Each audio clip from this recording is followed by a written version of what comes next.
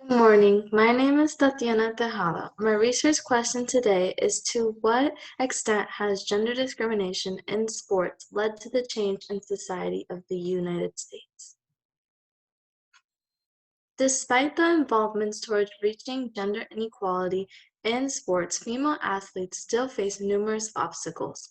The media, for example, presents sports as if they are masculine and feminine sports, which makes it more difficult to break traditional gender barriers and allows women to participate in masculine sports and men to participate in feminine sports.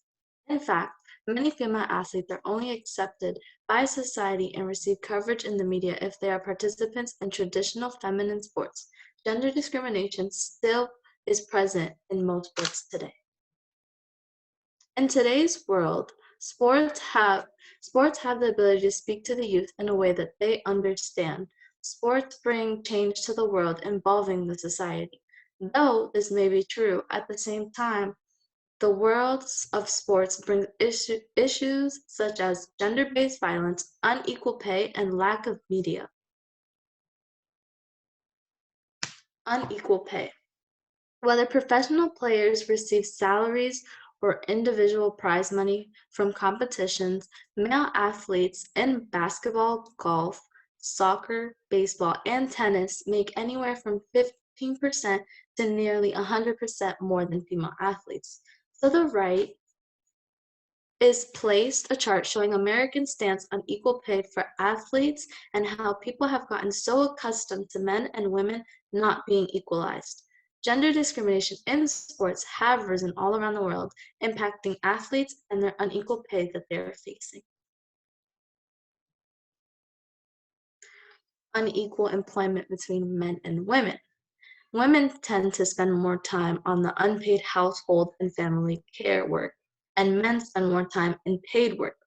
This unequal distribution of time creates barriers to women's advancement at work and reduces women's economic security.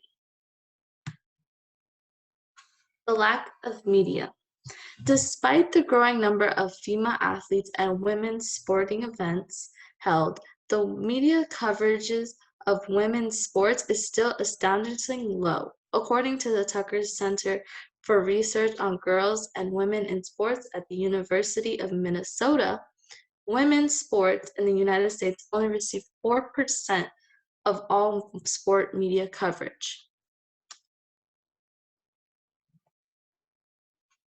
Gender discrimination has been ignored, and because of it, society has just justified it and made it the new norm.